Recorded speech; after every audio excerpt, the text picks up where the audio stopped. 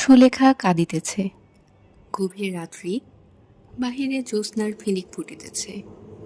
এই স্বপ্নময় আবিষ্টনের মধ্যে দুগ্ধ ফেনুনিভ শয্যায় উপর হইয়া শুইয়া ষোড়শী তন্নি সুলেখা অঝরে কাঁদিতেছে। একা, ঘরে আর কেহ নাই।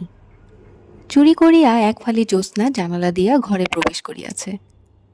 প্রবেশ করিয়া এই ব্যথাতুরা অশ্রুমুখী রূপসীকে দেখিয়া সে যেন থমকিয়া দাঁড়াইয়া আছে। কেন এ ক্রন্দন? প্রেম হইতে পারে বই কি। এই জ্যোৎস্না পুলকিতা যামিনীতে সুন্দরী ষোড়শীর নয়ন পল্লবে অশ্রু সঞ্চারের কারণ প্রেম হইতে পারে।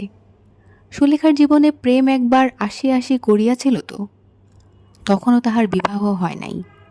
অরুন্ধা নামক যুবকটিকে সে মনে মনে শ্রদ্ধা করিত, অতীব সঙ্গোপনে এবং মনে মনে। এই শ্রদ্ধাই স্বাভাবিক নিয়মে প্রেমে পরিণত হইতে পারিত, কিন্তু সামাজিক নিয়ম তাহাতে বাধা দিল। সামাজিক নিয়ম অনুসারে অরুন্ধা নয়, বিপিন নামক জনৈক ব্যক্তির লোমশ গলদেশে সুলেখা বড়মাল্য অর্পণ করিল।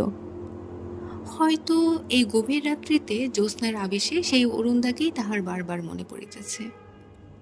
নির্জন শয্যায় তাহারই স্মরণে হয়তো এই অশ্রুতর্পণ।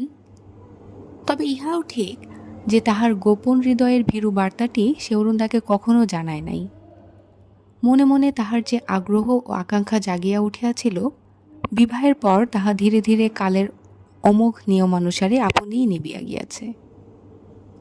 বিপিন যদিও অরুন্ধা নয়, কিন্তু বিপিন বিপিন, একেবারে খাঁটি বিপিন। এবং আশ্চর্যের বিষয় হইলেও ইহা সত্য যে বিপিনের বিপিনত্বকে সুলেখা ভালোবাসিয়াছিল, ভালোবাসিয়া সুখীও হইয়াছিল। সহসা আজ নিশীথে সেই বিস্মৃত প্রায় অরুন্ধাকে মনে পড়িয়া আখি পল্লব সজল হইয়া উঠিবে। সুলেখার মন কি এতটা অতীতপ্রবণ? হইতে পারে। নারীর মন বিচিত্র, তাহাদের মনস্তত্ত্বও অদ্ভুত। সে সম্বন্ধে চট করিয়া কোনো মন্তব্য করা উচিত মনে করি না। বস্তুত স্ত্রী জাতির সম্বন্ধে কোনো কিছু মন্তব্য করাই দুঃসাহসের কার্য। যে রমণীকে দেখিয়া মনে হয় বয়স বোধহয় 19-20, অনুসন্ধান করিয়া জানা গিয়াছে তাহার বয়স 35। এতদনুসারে সাবধানতা অবলম্বন করিয়া পুনরায় কাহারও বয়স যখন অনুমান করিলাম 25, প্রমাণিত হইয়া গেল তাহার বয়ক্রম 15 বছরের 1 মিনিট অধিক নয়। সুতরাং নারী সংক্রান্ত কোনো ব্যাপারে বেকুবের মতো ফস করিয়া কিছু একটা বলিয়া বসা ঠিক নয়। সর্বদাই ভদ্রভাবে ইতস্তত করা সঙ্গত।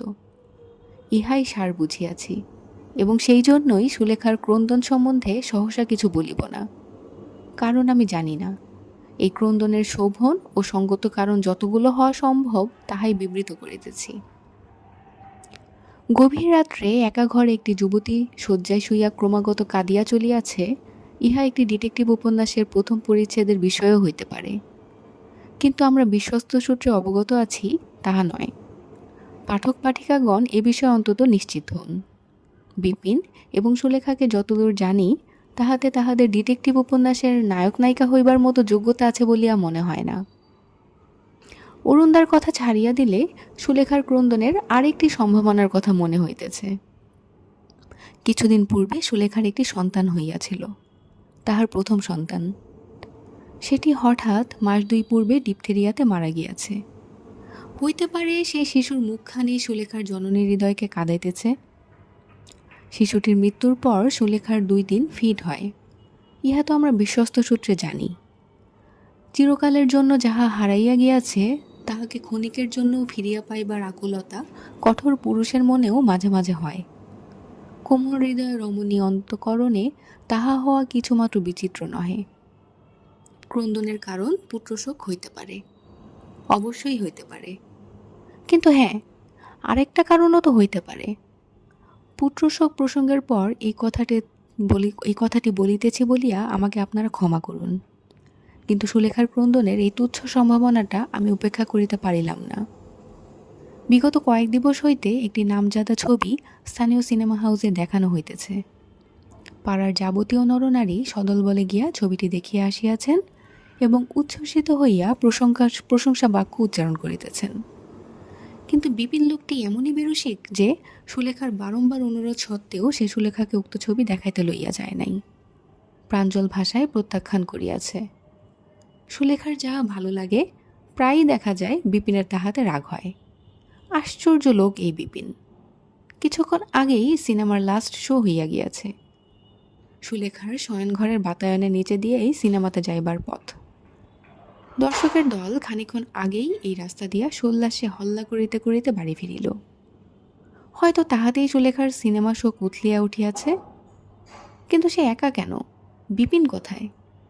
সে কি বেগতিক দেখিয়া এই গভীর রাত্রেই কল্লকার জন্য সিট বুক করিতে গিয়াছে? হইতে পারে।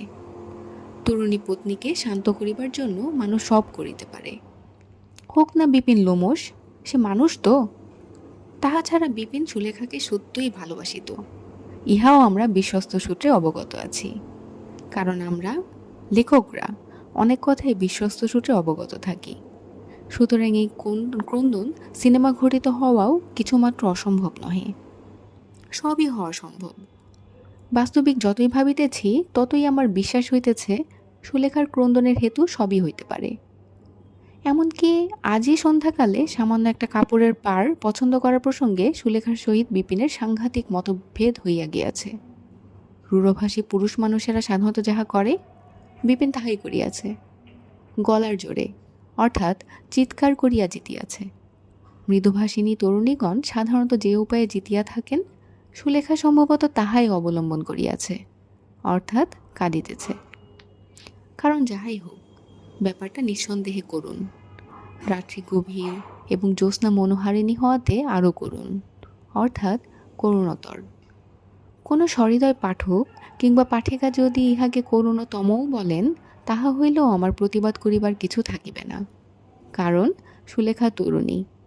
রাত্রি যতই নিবিড় এবং জ্যোৎস্না যতই আকাশপ্লাবিনী হোক না কেন, এ বিষয়ে খুব সম্ভবত আমরা একমত যে এই রাত দুপুরে একটা বালক কিংবা একটা বুড়ি কাঁদিলে আমরা এত আগ্রহ হইতাম না, উপরন্তু হয়তো বিরক্তই হইতাম। সুলেখা কিন্তু তরুণী, সুতরাং মন রোব হইয়াছে। এবং একথা অস্বীকার করিবার উপায় নাই যে সুলেখার ক্রন্দনের কারণ না নির্ণয় করা পর্যন্ত স্বস্তি পাইতেছি না। এমনকি অরুণদাকে জড়াইয়া একটা সস্তা গোছের কাব্য করিতেও মন উৎসুক হইয়া উঠিয়াছে। মন বলিতেছে, কেন নয়? এমন চাঁদনি রাতে কৈশোরের সেই অর্ধপ্রস্ফুটিত প্রণয় প্রসূন সহসা পূর্ণ প্রস্ফুটিত হইতে পারে নাকি? ওই তো দূরে চোখ গেল পাখি অশ্রান্ত সুরে ডাকিয়া চলিয়াছে।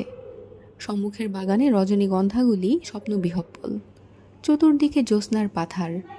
এমন দুর্লভ ক্ষণে অরুণদার কথা মনে হওয়া কি অসম্ভব না অপরাধ? মনের বক্তৃতা বন্ধ করিয়া কপাটটা হঠাৎ খুলিয়া গেল। ব্যস্ত সমস্ত বিপিন প্রবেশ করিল। মুখে শঙ্কার ছায়া। সিনেমার টিকিট পায় নাই সম্ভবত। কিন্তু এ কি? বিপিন জিজ্ঞাসা করিল, দাঁতের ব্যথাটা কমেছে? না, বড্ড কনকন করছে। এই পুড়িয়াটা খাও তাহলে, ডাক্তারবাবু কাল সকালে আসবেন বললেন। কেঁদে আর কি হবে, এটা খেলেই সেরে যাবে। খাও লক্ষ্মীটি। জ্যোৎস্নার টুকরাটি মুচকি মুচকি হাসিতেছে। দেখিলেন তো, বলিয়াছিলাম সবই সম্ভব।